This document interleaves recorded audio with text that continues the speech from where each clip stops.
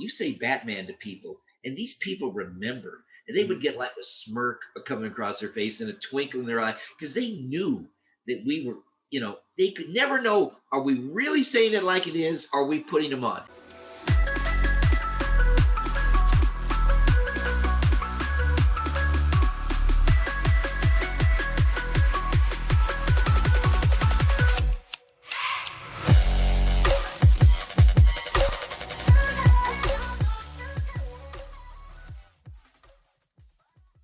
Hello, everyone. I hope you're all having a wonderful day today. My name is Talal, and you are listening to the Popcorn and Soda Podcast, the show where we discuss all things movies, pop culture, and so much more. I want to thank each and every one of you for making me a small part of your day. On today's show, we are joined by a very special guest.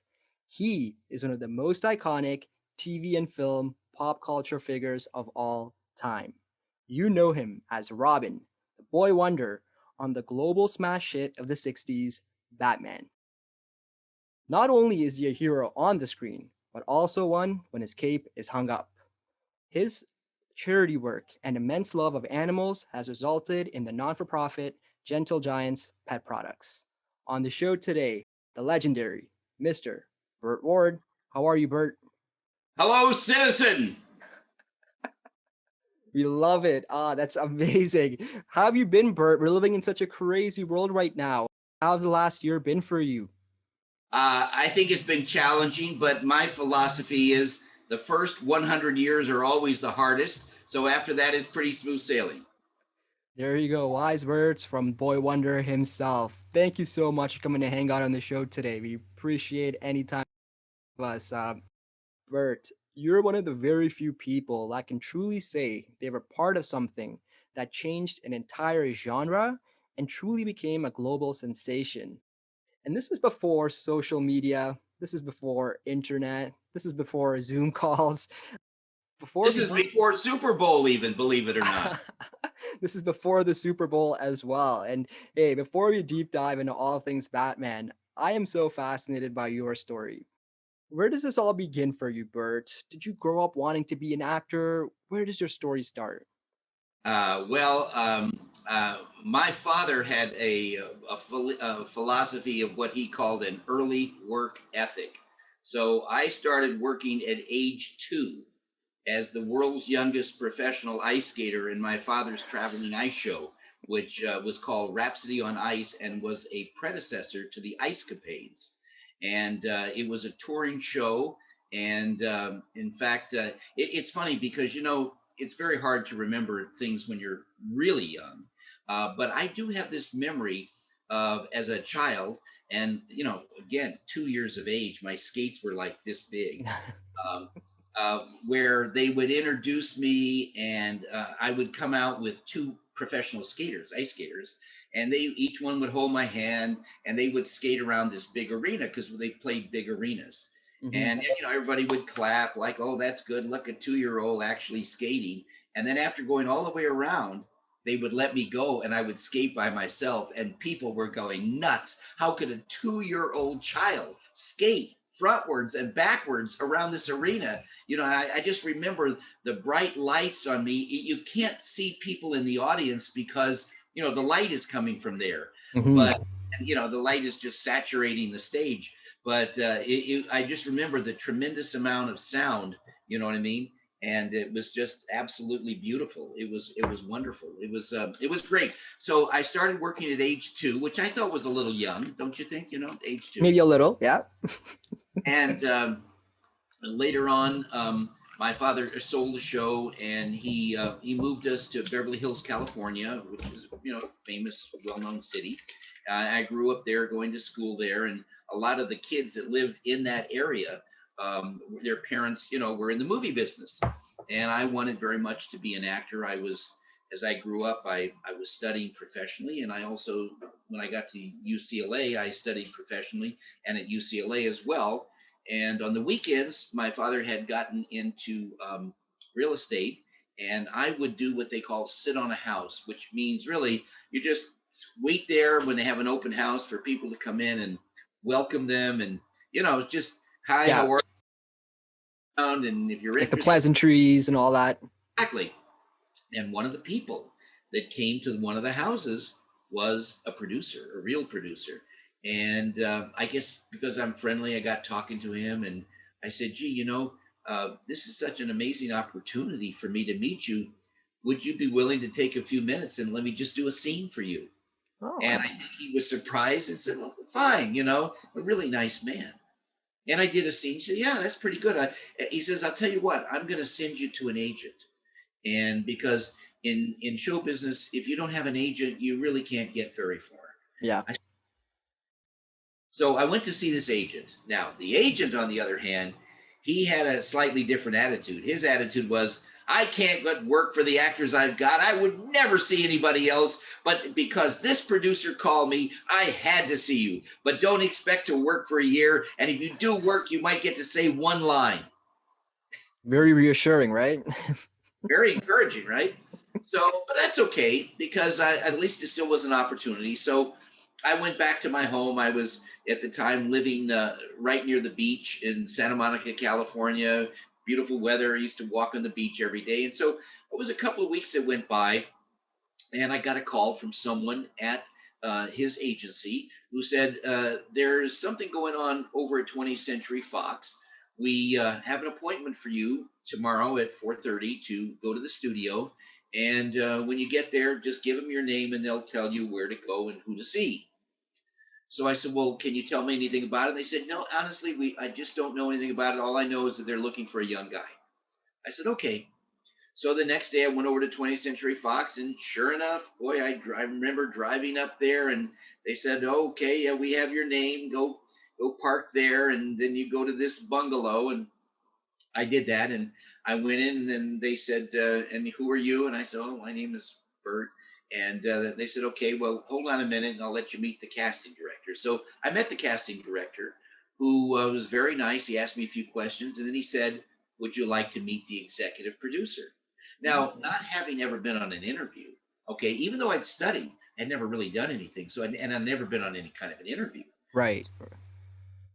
That meeting the executive producer was anything other than something that everybody does. Oh, well, that's not the case, but I didn't know that. So I went in to meet the executive producer, and maybe because I hadn't been knocked around like so many actors have been rejected so many times, I'm surprised they have any capability of any feeling. They're just because you are the product, and if somebody doesn't like the product, it's like, gee, I guess I have no self-worth. But I had Yeah. never. So I went in just totally open and, "Hello, sir, how are you?" And I think he was shocked that I was so aggressive, but in a nice way. You know what I mean? Yeah, like And upbeat and like positive energy rather than your traditional actor who may be so nervous going in, "Hello, sir." You're yeah, I didn't come in damaged, put it that way. And I think he was taken aback, and he looked at me for a minute. He says, "You're kind of big for this part." I said, "Oh, but sir, I promise you, I won't grow anymore."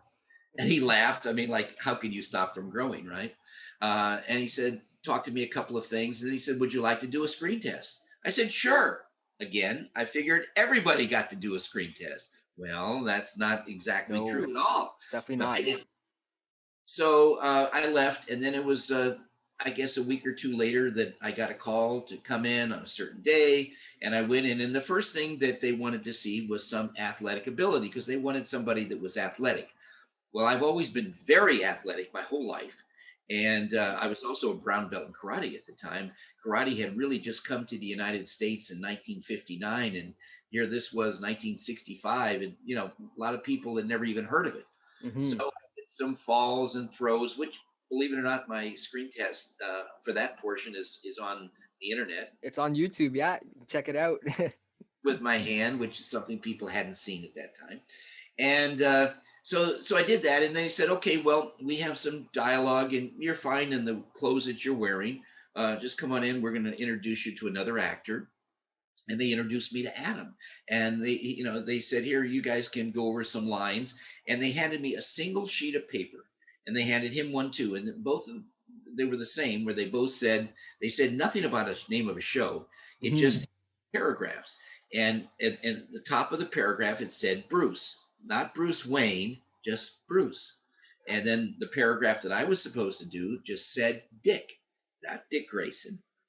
So Adam and I started talking, and within 5 minutes, the two of us were laughing, and we got along so well, and we never stopped laughing for more than 50 years. I mean, it just really warm and just a great friendship. Just we clicked. I don't know what else to say about it. So we did the scene, okay, in front of the camera, and they did a couple of times, and they said, okay, well that's fine. I said, well, thank you very much, and nice meeting you all. And I started to leave. They said, wait a minute, wait, we're not done with you yet. I said, oh, okay. And I said, well, what would you like me to do? They said, over there on the other end of the sound stage is a trailer, and there's two wardrobe men who are waiting there to help you get dressed. I said, oh, well, no disrespect, but I'm perfectly capable of dressing myself. Oh, no, no, no, no. No, you don't understand. You just go over there on the other side of that sound stage. You'll see that trailer. You go in there and they're going to help you get dressed. And I'm wondering, what? What is this? So, you know, it's still a tremendous opportunity, right? Oh, of So course. I went over there and I went into the dressing room. Sure enough, there's these two wardrobe men, and they have it's like a giant couch. It must be 10 feet long, and Wow. all over this are clothes, all over this. And I said to them, one of them, I said, "Am I going to put some of this on?" They said, "No, you're going to put all of it on." I said, "What?" So they helped me get dressed into the most uncomfortable costume I had anything I'd ever worn in my entire life. You couldn't find anything more uncomfortable. Everything was wrong. The boots hurt. The tights were too tight, pull the hair on my leg. The mask, it rubbed my eyelashes and irritated my eyelashes, and I could only see straight forward. I couldn't see down or even at an angle. I mean, I could easily trip and fall. And they had a vest that was this red vest, and even though I had a T-shirt on, that all wool tight vest was pushing the wool through the T-shirt, and Oh, like chest, just and the irritation of it and all. gosh, and then a cape, this double thick bridal satin cape. It was pulling my head back. You know what I mean? And I had to actually lean forward. The weight of the cape was so heavy. I had to lean forward to compensate. I mean, later on, these things were adjusted in such a way so it wasn't so cumbersome, right? Yeah. But initially, this was horrible. So, being the positive person that I like to think that I am, I finally got dressed, and I'm telling you, I could barely move. And I head for the door, and something just told me to turn around, and I thanked the two wardrobe guys for helping me get dressed. I said, "Now there is good news here." And the good news is probably after another 15 or 20 minutes, I'll never have to wear this costume again. Now, that was truly famous last words. Oh, oof. And there is Adam. And now here's the interesting thing, he's dressed as Batman, but I never had access to a Batman comic book. Where I lived, there was Superman comic books and occasionally a Superboy comic book. Mm-hmm. Batman. I never saw any costume that looked like this. And frankly, it never dawned on me that this was something about comics. I thought maybe it's some very strange Shakespearean period piece or something. I had no idea what this was. And I did my lines. They said, thank you very much. And for 6 weeks, I didn't hear anything about whether or not I was going to get the job.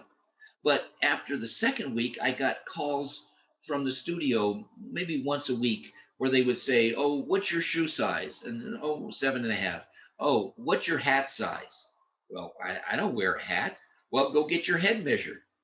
"Well, where do I go to get my head measured?" I mean, it's like just very basic things, not understanding this.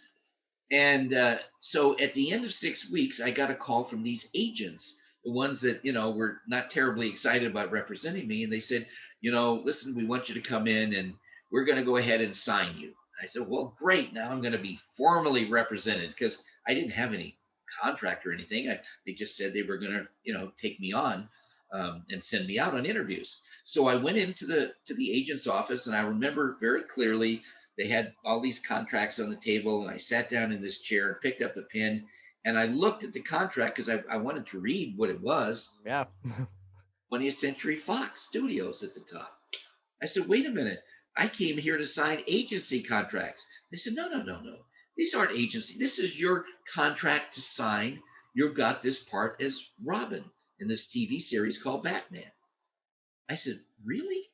They said, you mean the studio didn't tell you? No. And it was like a week or two later when I was called in for another fitting at the studio that the executive producer came by and said, I heard that none of your agents told you had the part. I said, no, I didn't know. And it turns out that for the last 4 weeks of the 6 weeks, I had the part, but nobody told me. Oh, Because agents thought the studio said that I had the role, and the studio thought the agents told me, but nobody told me. But the executive producer did say one thing that I thought was really enlightening, and I never forgot. He said, you know, Bert, we interviewed 1,100 young actors for this role. And he said, would you like to know why we selected you from 1,100 young actors? I said, yes, sir, I'd like to know very much. He said, well, we thought about it. And we said to ourselves, forgetting television, what if there really was a Batman and Robin? I mean, like the real thing. And he said, all of us came to the conclusion that if there really was a Robin, that you personally would be it. So we don't want you to take on what you believe is a character. We actually want you to be yourself and be enthusiastic. And that's what I actually did for 120 episodes. I was never directed how to say a line. wow. And neither was Adam. And because we got along so well and we just naturally played off each other, you know, I mean, it was, if he said something in a certain way, I would react, you know, almost counterpoint. And it just worked. There was real chemistry. And last year, was fortunate enough to get my star on Hollywood Boulevard. Yep. I tell everybody I've been waiting more than 50 years, and I am a patient person, but 50 years, I mean, it's a long time to wait, right? A little overdue, I would say. So, but at that event, it was such a wonderful honor. I had a great time. But afterwards, and by the way, it was right in front of the Guinness Museum of World Records on Hollywood Boulevard. It's like probably one of the most famous places. Oh, And the star is actually facing Adam West's star. You see, on Hollywood Boulevard, the way they have it is every other star faces one direction, and conversely, people walking the other direction, every other star faces them, so that you always get to see who it is, the name of every other star. But Adams and I were at a point where they actually faced each other, and what was interesting, the distance between the stars was very much like when we would do a scene together, and I don't know if that was pre-planned or just coincidental.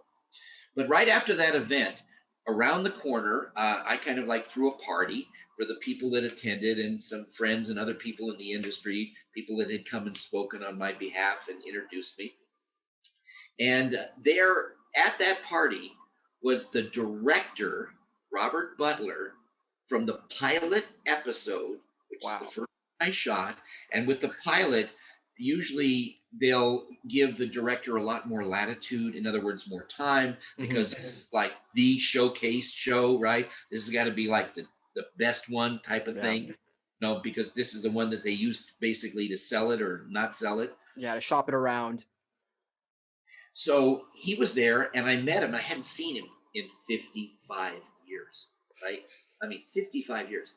And I got talking to him, and I mean, I was just so thrilled, right? I mean, you see somebody you haven't seen in 55 years. And he was the one that directed that show. And he said to me, Bert, I have a story to tell you.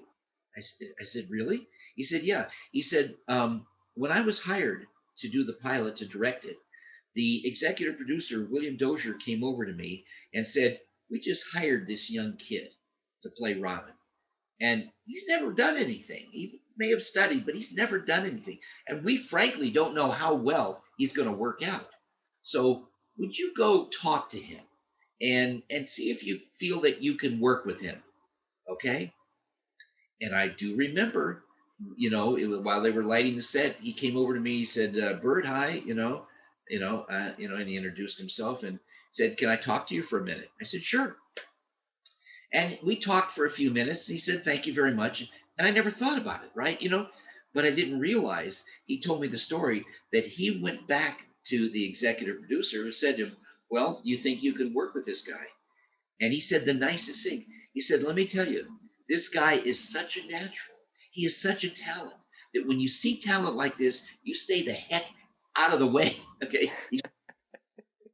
All right. You stay the heck out of the way and let him do it.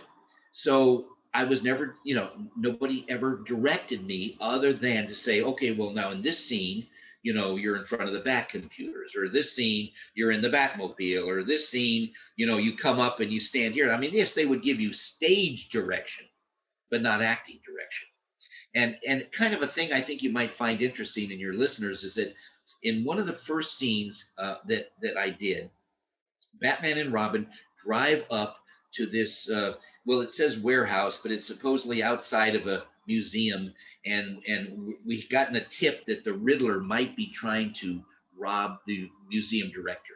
So we climb up the side of the building. We look through this, through the window, and the Riddler, Frank Gorshin, is holding what looks like a gun, right? And we decide, okay, so we're going to break in to this, okay? And it turns out we break in, and it turns out that the gun is a cigarette lighter, and then he's going to sue Batman, and Batman's going to lose his anonymity because he's going to have to appear in court without the cowl and all that. But the beginning part of the scene, that when we drove up, that I actually had jumped past, is that normally people would just get out of the car through the door. And part of what I did sometimes was jump over the door to get out, or jump into the car to get in instead of going through the door. But this case, the way we pulled up, and the fact that this building was behind the Batmobile when we stopped, action, and instead of going through the door, I stood up on the door and walked on the tail fin to the back and jumped off into the ground. You see, I mean, I felt motivated to do that, right? I mean, that if you really want to go directly there, that's how you do it. Well, the director said, cut, cut. And the cameraman said, he didn't tell me he was going to do that. I just had him coming out the door. Now we got to lay track down, and we got to level it, and we got to put our camera on a dolly, and we got to move the dolly and pan with him as he's moving. Okay.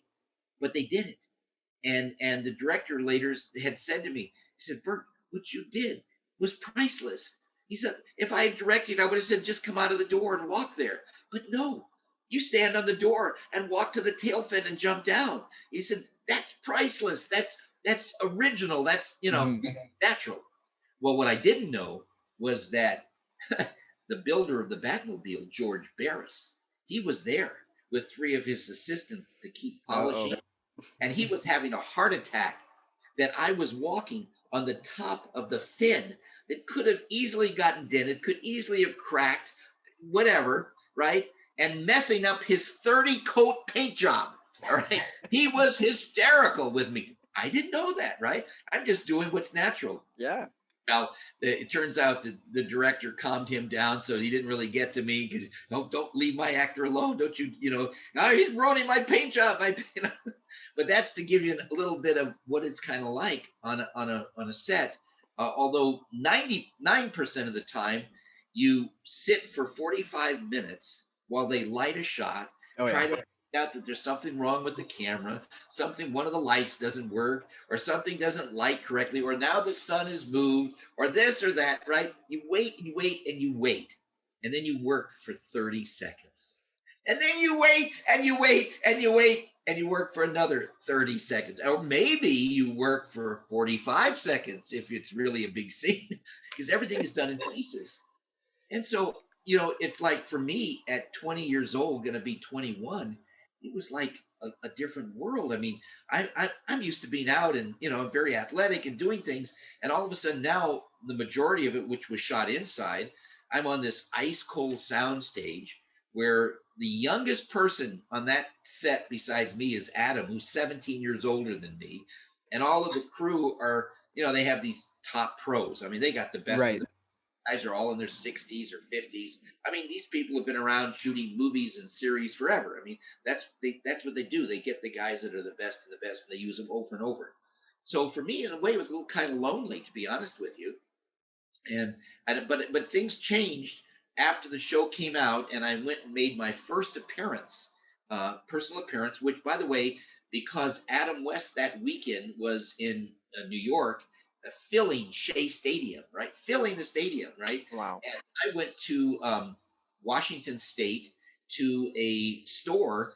It's like a mall, but it had this very large store. It was called the B&I Circus Store, and which was really kind of interesting. And it was like so many people there. Within 4 or 5 days before, people had slept on the streets in tents, and you couldn't even drive directly there. You had to drive, and then they finally got a path for me to get in there, and they had rented the University of Washington football team, the first 11 guys on offense, and keep things peaceful. Not that they were expecting any danger, but you're talking about they handed out 310,000 raffle tickets in 2 days, Wow. one per person. 310,000. And I remember I had to dress on one end of this giant. It was like a mall. It was a giant indoor strip center. But in any event, I dressed on one side, and I had all these guys like bodyguards walking me to the other end, right? And something very funny happened. There were coming the other direction. There was other people and stuff, but there was these two elderly ladies, okay, and they were coming this direction, the way opposite where I was going. And apparently, I don't think they'd ever seen Batman. It had only really been on for less than a month, right? Hmm. But these ladies looked at me and they saw me in this costume, and I'll never forget that one lady turned to the other and said, "Huh, damn hippie." Thought I was a hippie, right? Because I'm wearing this Oh my. costume. But I mean, it's like I couldn't help but laugh. And the appearance was crazy. They had tens of thousands of dollars of damage, not from anybody rioting or anything, just from crowds crushing in and knocking counters over. And you know, it was just, it was insane. I mean, people couldn't actually. I mean, the people that were up there, they didn't have an entrance and an exit. Nobody was prepared. So the people in the front could see me and I could talk to them, but they couldn't get out because there's crushing people behind them. And the people behind them couldn't get in because the other people couldn't get out, which, believe me, I learned real quick. You've always got to have at least one entrance and one exit. Um, and so that happened for 2 days, and then I came back to the Cole sound stage, and I'm back to everything, and it's quiet all day long. I mean, honestly, you know, if you poured some water, you could hear it fall on the floor from the other sound stage. It's so quiet in these sound stages. So that was kind of my life on Batman, although it was a very dangerous show, and I did get hurt a number of times because they at that time there just weren't in place the protocols Yeah. to protect actors from damage. And in the first episode, 4 out of the first 6 days, I ended up going to the emergency hospital. Oof. Second degree burns. One of them was a broken nose. I was tied down on a table when an explosion went off in a 2x4, arms tied at my side. 2x4 comes down and breaks my nose. I mean, it was like I didn't think I was going to survive the first week. Wow. And here we are now, 55 years later, talking about all the great memories from that show. There's three questions that I have specifically about this show, and specifically as you as Robin. The first one being is the Robin, your and Adam's chemistry is what makes this show work. And as you mentioned, you can see screen tests online of That's yourself and Adam testing together and other actors as well. And you can just something about the two of you just pops off. What was it like working with Adam on set? And what did Adam bring to this role that just made things so much easier for you? you know, can I tell you something? It almost ties to what people ask me about. Well, they'll say, you know, Adam was great at Batman, but other than Adam, who do you think was the best Batman? And my answer is always the same, which is all of the actors that portrayed Batman in the movie since were great actors, Mhm. but there was only one Batman. That was Adam West. And Adam embraced, and what was so great about him, he had an unpredictability about him. In other words, if you know what another actor is going to do, it's kind of like, okay, well, I'm going to go along with it, and I'm going to act like I'm surprised, or I'm going to. But Adam, oh no, you never knew what he was really going to do. He was capable of doing anything, and he was capable of ad-libbing and saying things that could be quite risque. Okay, he had a sense of humor like no one I'd ever met in my life. Okay, um, I remember one producer that we worked at when later on after the series we did an animated series together. We actually did a couple of animated things, quite a few, and one of them was for a company called Filmation. They Hmm. it was one of the shows that there was a Batman and there was a Batmite character, and I remember meeting the president of the studio that was producing this series, and he said to me, he said, let me tell you something about your buddy Adam West. And this is what he said. He said, he's the only person I ever met in my entire life that everything he said had a sexual connotation to it. In other words, he could say the simplest thing, but the way he said it just made your eyes like want to bulge out. You understand what I mean? Yeah. Like, I mean, as just a quick example, I remember like we would do these appearances together. I mean, like you're talking 5 hours of lines to Yeah. get up. And if they were holding their kids, by the time they got up there, the kids were already asleep. I mean, we couldn't do anything though. It's just so many tens of thousands of people. And but occasionally, there'd be some young ladies that would come up and and he had a cowl on, and he would say things, and he would like dip his head forward with a cowl, and he said, "Would you like to touch my bat?" And and and the way he said it, though, you understand. And then and they would like, he said, "Oh yeah, scratch my ear," and they'd scratch his bat ear, and so he says, he says that he says, I feel so much better. He says, having met you, he would say this to these young ladies. He said, I'm getting strange stirrings in my utility belt. You know, and that's such a act. It's such a one of the things that leaves you speechless. You understand? And the way he said his lines, and let me tell you something. It really worked in terms of, because it wasn't always sexual. It was just very suggestive and double meanings and all this stuff. And who was it good for? Well, for kids, it was straight hero worship. I Oh, mean, flew over our heads. Yeah. and and you've got these kids putting bath towels around their neck with a clothespin, jumping off the couch and wanting to be Batman. And for the adults that did watch or did read the comic book growing up, it was a certain nostalgia of seeing that comic book brought to life.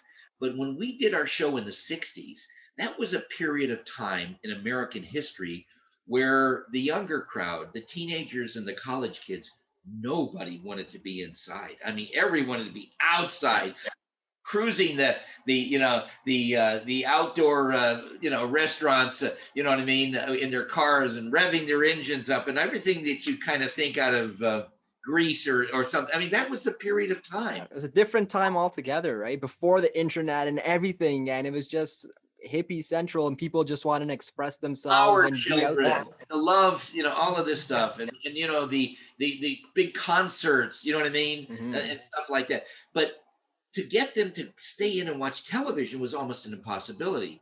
But the teenagers and the college kids loved our show, and I've talked to kids at the time. There were, well, the kids, they were college students, that I would meet at appearances, and they would say, on a Tuesday night you had to, or Thursday night, because we were twice a week, you had to get there an hour and a half early to get a seat if you wanted to watch Batman. And the reason why was because of all of this stuff that we put around. We could have lines and if you watch even our screen test, you can see the way that Lyle Wagner did his line as Batman as opposed to the way Adam did his line. And Lyle just was a great actor and he just did it perfectly straight, but it wasn't the same as Hmm. Adam had this thing that he said. You always were never quite sure if you were being put on or not. You know what I mean? It's like and so these college kids would love it when we would say these things, that were sometimes the way we said it were very suggestive. And Hmm. they would just think that that was the funniest thing. And then I would have these lines that were so irreverent. This is such an irreverent time in American history.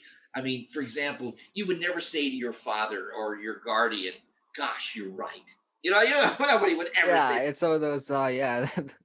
rebellious. Your parents were never right attitude, right? And it was just such a hoot to do this, and they just loved the stuff that we said. And we could be chasing these villains, after these guys. They're rushing down the street, right? And we're going to rush across the street to get them. And Batman said, "Robin, we have to use the crosswalk. That's the law." So now we have to go across the crosswalk. And, I mean, my gosh, we lost a tremendous, distance between us and the villain because we had to do things exactly correct, like the crosswalk. And that's the kind of thing that we did. And people just laughed. They cried. They laughed so hard, about the stuff that we did.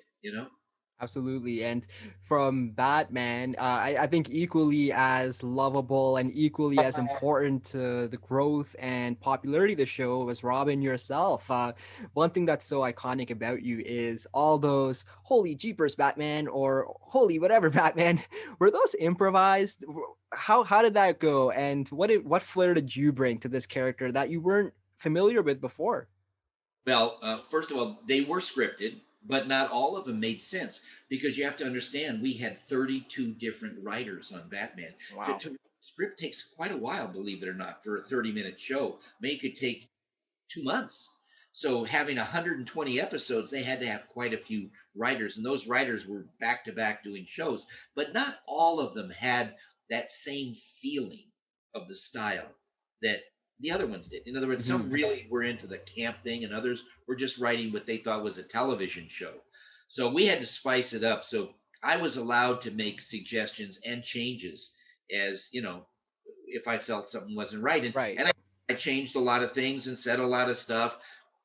But it was, so you see, Adam had this unpredictability where we could have a line like he'd say Robin, like that, right? He's going to say Robin, and he'd say Robin, and it's like and for another actor, not knowing when you have to wait to the right moment to come in with your line. Yes, Batman. You can't Rob, and you can't come in on you have to wait, right? So it was a challenge, and he messed up a lot of actors. Oh man, they were, because he had a style that was sometimes perfectly smooth and sometimes intentionally stilted and stoic. And he kind of viewed himself bigger than life. I mean, he once said to me, he said, Bert, in this age, there are the three B's. I said, the three B's? You mean bees? No, no, the three B's. Well, what's that? Bond, Beatles, and Batman. You know, Oh yeah. that's Adam. And I'm like this kid. Oh, come on, Adam. And it was this tremendous uh, contrast. Is really, in great comic duos, they've always had great contrast. You know Mhm. what I mean? Laurel and Hardy, skinny and heavy. Um, you know, um, uh, Abbott and Costello, big and short. You know, Johnny Carson, Ed Yep. McMahon. I mean, Mhm. all the great comic duos. What makes things so funny is the contrast. So the contrast between Adam and I just wasn't height, okay, but it was energy. And even though we both had energy, his was this very kind of he really thought of himself like Winston Churchill. I mean, he really saw himself. I mean, he once said to me, Bert, he said, "I really understand what it's like to play Batman." I said, "What do you mean, Adam? Come on, what are you talking about?" "Oh no," he said, "I watched Charlton Heston in the Ten Commandments receive the word of God from the Sermon on the Mount, and I really understood at that point what it was like to play Batman." So, oh my God, Adam, you're such a nut. Well, but that is that relationship. And you know something? We also did something different. All of the shows in the 60s, like let's say they were basically like police shows and medical shows. Mhm. So you have policemen, and then you have bad guys, and the police were trying to figure out this. And the viewers would watch them in a very, what I call, third party. In other words, you're just back and you're just seeing people do it. You're not involved. You Yeah, know you're what I not mean? engaged in the show. Anything. And the same with the medical shows. Somebody's very sick and got doctors are trying to save this person, and you're detached. But Batman was different. We used to say that we put on our tights to put on the world. In everything we did, we were trying to reach out into the audience and grab our audience and pull them back into the show intentionally, and it worked, and it was in subtle ways and not so subtle ways, but the result of that were people were so connected. Even today, if I run into somebody and somebody were to say, "Oh, did you ever meet Bert Ward? He played Robin on Batman." Well, if I was a regular, just from a regular show, they'd say, "Oh, wow, it's nice to meet you." But you say Batman to people, and these people remember, and they would Mhm. get like a smirk coming across their face and a twinkle in their eye because they knew that we were. They could never know, are we really saying it like it is? Or are we putting them on? They never got that comfort of knowing for sure. And it people loved it. They were drawn to it. Absolutely. And that's what was different, as you mentioned, from Batman and all the other shows, is because you were drawn to it. You wanted to engage with the show. And as I mentioned at the very start, this show was truly a global sensation. And I'm a prime example of that. I grew up in the 90s in Pakistan watching the show with my brothers. And Really, they had it in Pakistan?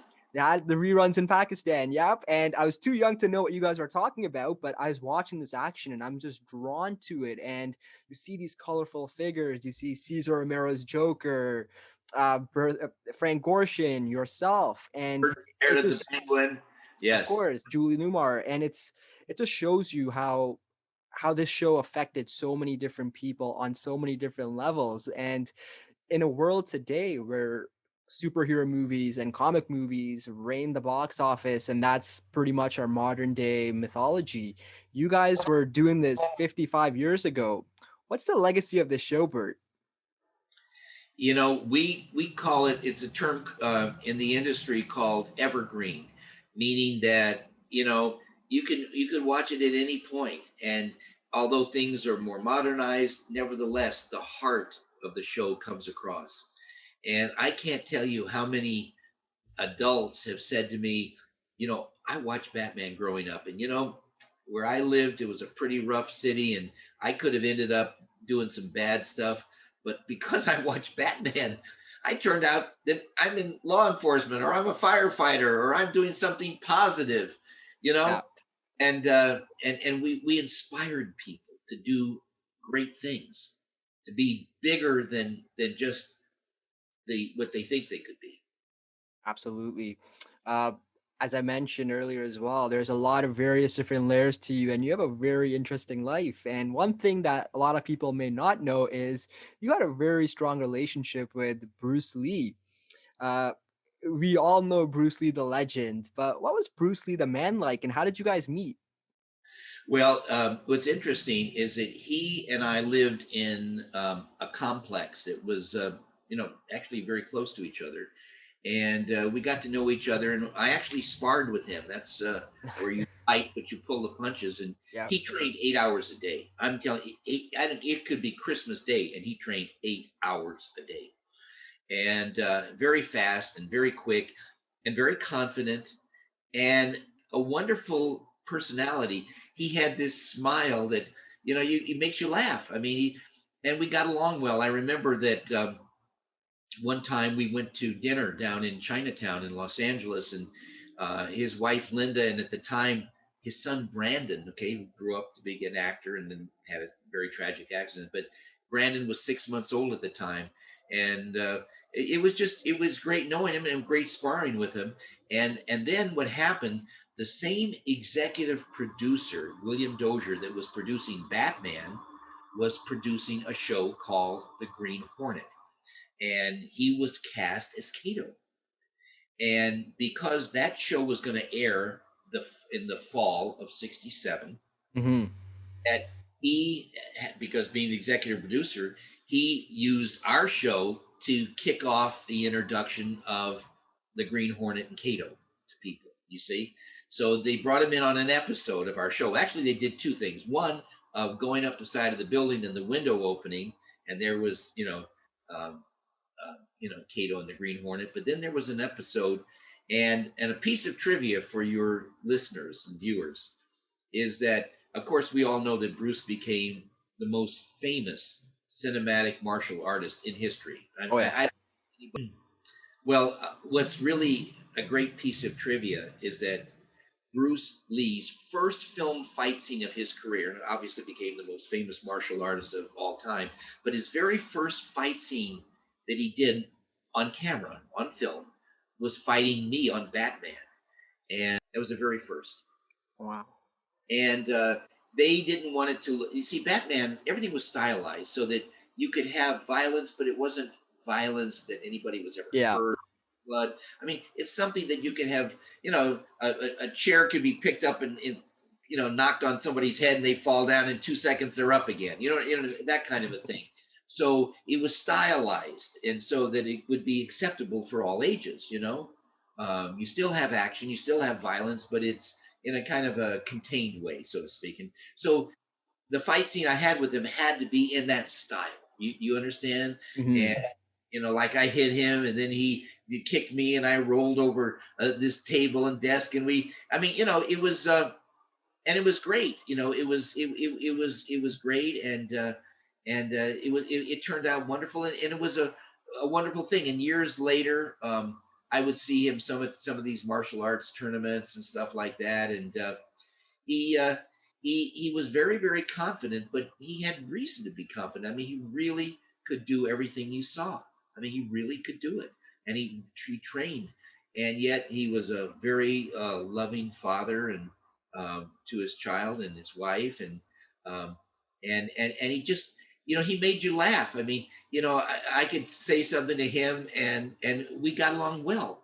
And it's funny. Years later, in the most recent movie, I did an animated feature for Warner Brothers called Batman Meets Two Face. Came out a couple years ago. It was before Adam West died, and Adam did the voice of Batman. I did the voice of Robin, and the voice of this villain Two Face was done by none other than William Shatner. Yeah. I mean, and you think about it, here are the two most iconic television shows in all history: Batman and Star Trek, with the actors working together. And William Shatner, very nice. Again, he had this very satirical sense of humor. He and I got along very, very well. And it's been a pleasure working with these people, because you'll find that there's some really great, not just great actors, but great people. Now, not everybody is great. And just like in the real world, not everybody is great. But I've been so fortunate and so gifted, like the people that were the guest stars on Batman. These are people that I watched as a child, either on television or in movies. And, every week I was like the kid in the candy store, like, oh my Yeah. God, here's Vincent Price. Well, now, in the case of Vincent Price, I had watched a movie that he did called The Raven, which was really frightening to me. So when he first came on the show, I have to admit, I was like, my heart was kind of like eating a little extra hard, because I was just a little bit frightened, because I'd been affected as a child. But he was just the nicest guy, and what a great talent. And all these people, every one of them was like, wow, I'm working with this one, I'm working with that one, and they're all nice to me. And I was honored to work with them. Yeah. What else can you ask for? Lastly, I'm going to transition over to a topic that's very near and dear to you. Not only are you a hero on the screen, but off the screen as well.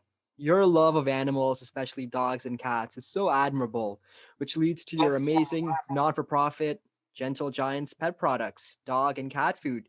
Can you tell us more about this amazing initiative? Well, it starts in 1994, when my wife and I moved with our 3-year-old daughter to where we live now, which is about an hour east of Los Angeles, in a wonderful community that is really animal friendly, where actually horses have the right of way over cars. It's to live. And we decided to get a dog for our daughter.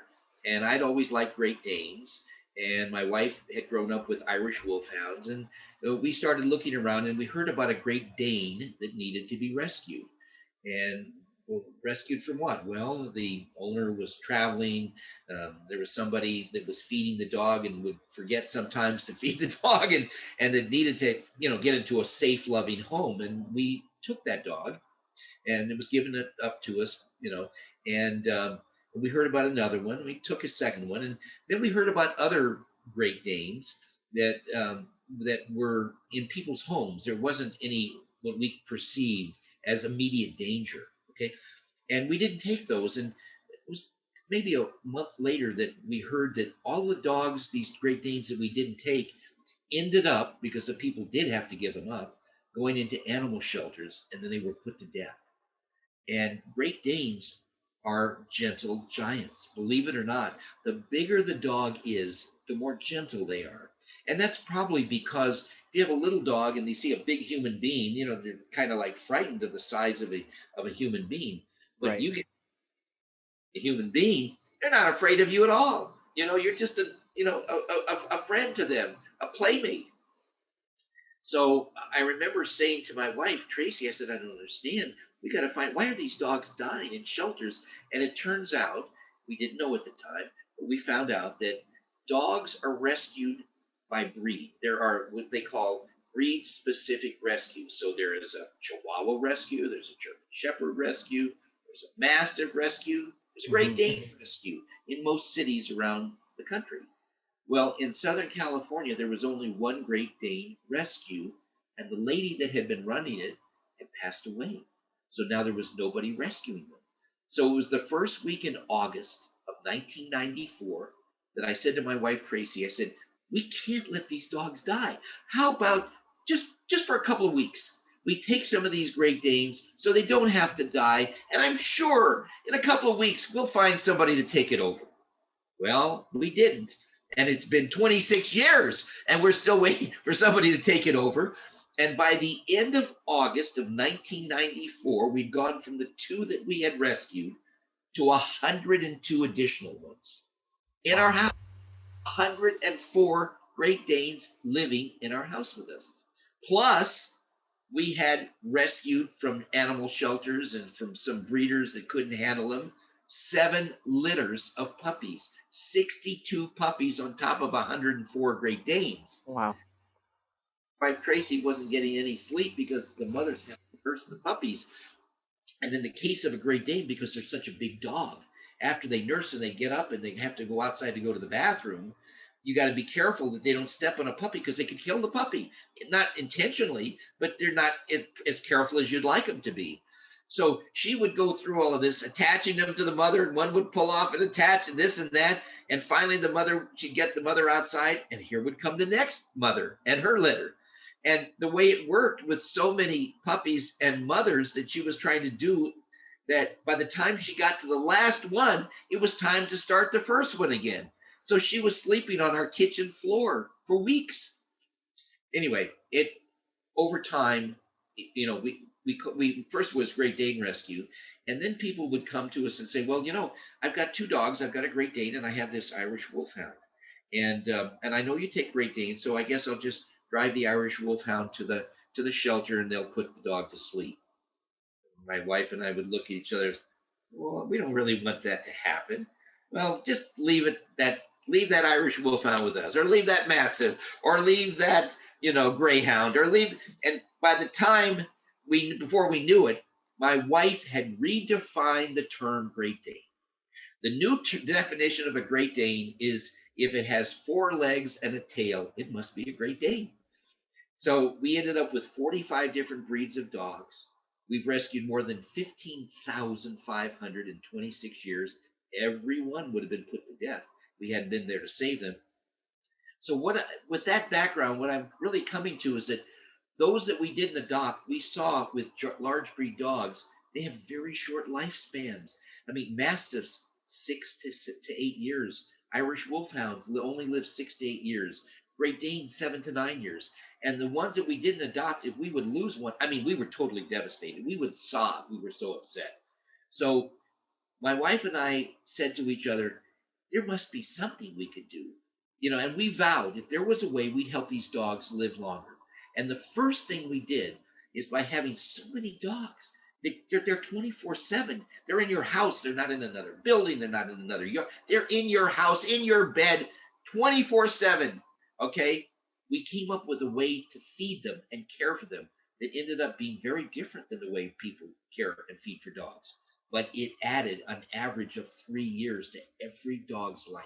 So, for example, Great Danes that were living 7 to 9 years, now we're living 10 to 12 years.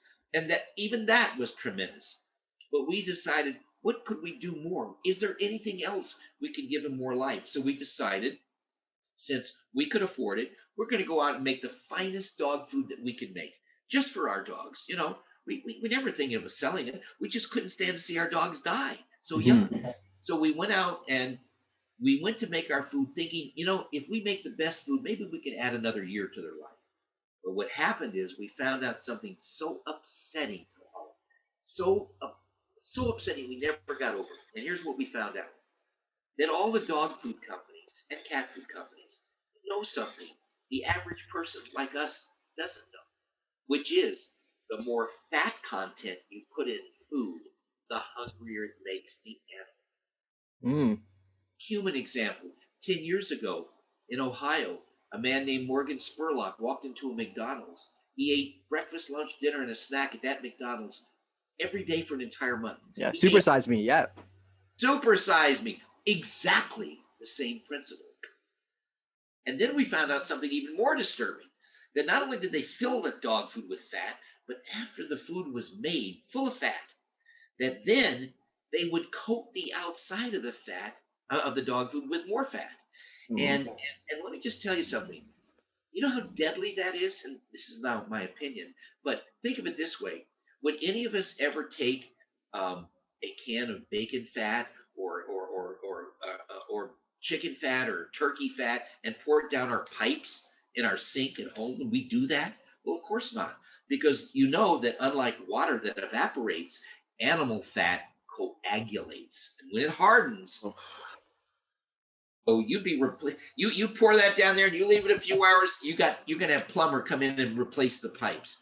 So the point being is, when you realize that animal fat can ruin metal pipes, what do you think is happening to the arteries and intestines of your beloved dogs and cats when every single day, every single meal, every single bite, every single kibble is encapsulated in animal fat? The fact that we have dogs living to 27 and a half years is not magic. We didn't discover the fountain of youth. Believe me, if we did, I'd be drinking from it. We're just not prematurely killing dogs. And our dogs are consistently living twice their normal lifespan. Right now, I've got all these big breeds here, okay? Actually, 45 different breeds. And the youngest dogs we have here are 14 years of age. And right now, 14 to 25. We had recently lost our Russian wolfhound, who normally lives 7 to 9 years. She was 27 and a half years. Her name was Tara. That's like almost 4 times her normal lifespan. How do we do it?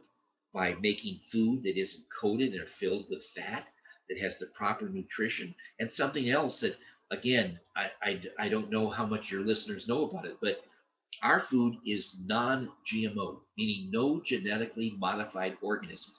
I don't know any other dog food that has non-genetically modified organisms. It's like so much more expensive. It's incredibly expensive. And why are these genetically modified organisms so bad? Well, because when people would grow crops and rice and things like that, and if you sprayed them with pesticides to get rid of the pests, it would kill the crop. So when the genetic engineering was done, the crop would still live, so it could be sprayed with pesticides and it would still produce rice. But the Mm. rice, the pesticides. And on our website at gentlegiantsdogfood.com, and I invite your listeners or viewers to go to gentlegiantsdogfood.com. There's a menu on the top of every page. One of the menu items is non-GMO, Gentle Giants dog food, non-genetically modified organisms. And there's a video that we didn't make, but was made by some people that gathered all these top veterinarians from all across America, and they interviewed them, and almost everyone said something very similar, which was, 10, 15 years ago, we would see one or two patients a month that had cancer. Now, every second patient has cancer. One out of every two we see every single day of the week, every month of the year has got cancer. And they attribute that to genetically modified organisms. And here we are, to my knowledge, the only company that has no GMOs in our dog food. Well, we don't take any salary. It's called Gentle Giants. And in the US, you can buy it in Walmart and Target stores and online. In Canada, you can buy it in 410 Walmarts and at walmart.ca. So, I mean, it's readily accessible, but we it costs us so much to make our food, more than some of these dog foods sell for in the stores, where somebody made it cheap, sold it at a profit. The store got, or the distributor sold it to a store and made a profit, and the store marked it up and sold it at a profit, and we're still paying more to make our food than what people are paying for some of the food. And so we don't sell it to make any salary or money for us. We sell it to help dogs live longer and to give people who love their dogs or cats a chance for their pet to live to the maximum that their lifespan. Here, our dogs are living up to 27 and a half years. Not every dog, but just about every single dog doubling their lifespan. Just about every single one. And for cats, our cats that we lost last year, one was 31 years old and one was 32 years old. Unheard of to live that long and healthy. And believe it or not, here at our rescue, which is really in our home, we have no illness, zero illness.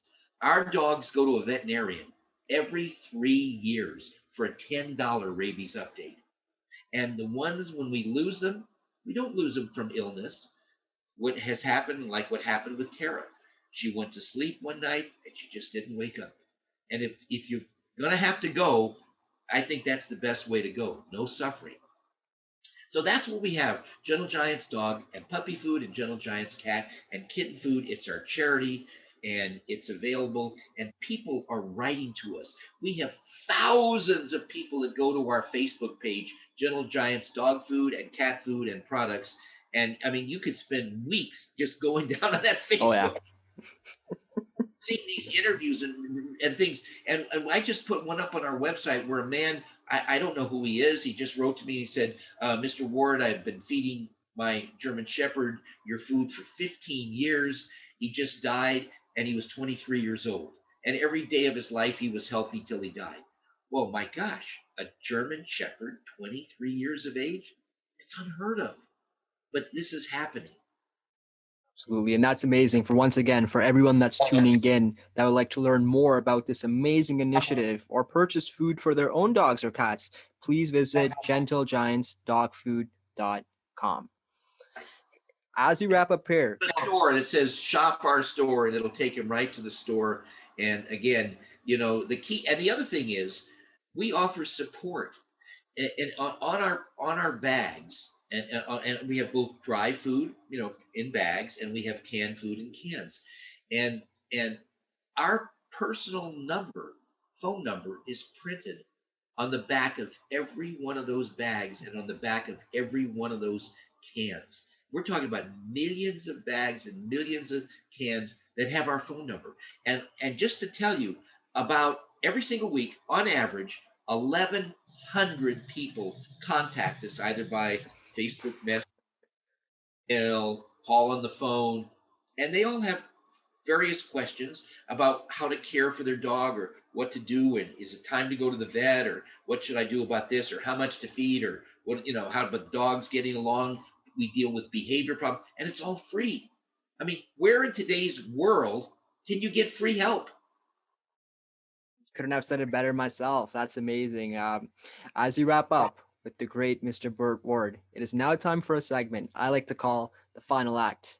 Bert, I'm going to ask you a series of rapid fire questions about your likes, your dislikes, Batman, all of the above. We just want the first thing that comes to your mind. Are you up for the challenge? I guess so. I mean, I should probably go put my costume on, but I think I'll pass in this case and just answer your questions.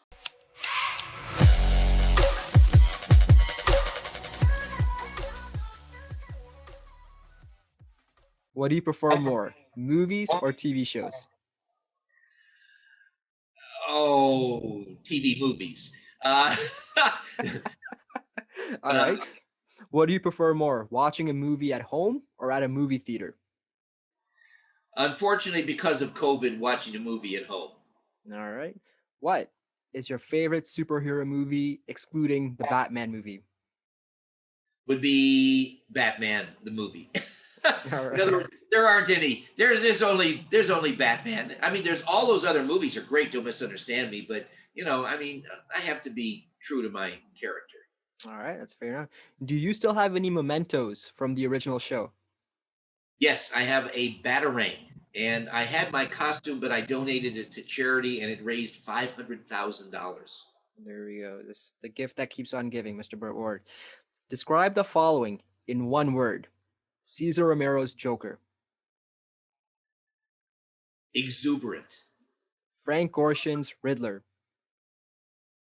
hysterical, Julie Newmar's Catwoman. hot, Burgess the Penguin. kooky. All right. What do you prefer more, summer or fall? Oh, that's so tough. During the summer, it's so hot here. I keep saying, I just wish the weather would change and be cool. And then when it gets the wintertime, it's so cold here. I keep saying, I wish it was summer. And I finally come to the conclusion that my entire life consists of waiting for better weather. All right, we'll go with that. Here's a tricky one. Does pineapple belong on pizza? Uh, for those that like it, I guess. I absolutely love pizza, and sometimes it's okay, but I usually don't have it. All right. Describe the show Batman in one word. Oh, it's bigger than life. It's I would say amazing. Amazing. What was your favorite holy? Um, that's a tough one. I had 480, 380, excuse me, during the season show, and then over 400 when you counted the movie. There were so many, and they were so, you know, just like I remember one. We were in a spaghetti factory. It was holy ravioli, Batman. That's a great one. And lastly, Bert, can you say holy popcorn and soda for the viewers listening? Holy popcorn and soda. Bam. There we go. We love it. Bert, you were great at that. You went through all the questions. You gave us your honest answers. Absolutely love it. Thank you so much, Bert, for being a guest on the show today. And thank you for your contributions to the creative arts and to popular cultures as it is. This show brought together so many families. It helped people achieve their goals, it helped them dream. In my case, it exposed me to the world of TV and film. And that's something I'm forever in debt for you. I'm so looking forward for the future generations that continue to revisit this show and continue to discover this show. And just thank you so much for being here today. I truly appreciate it. Well, I'd like to sign off by something that we said on Batman. To the Batmobile, citizen!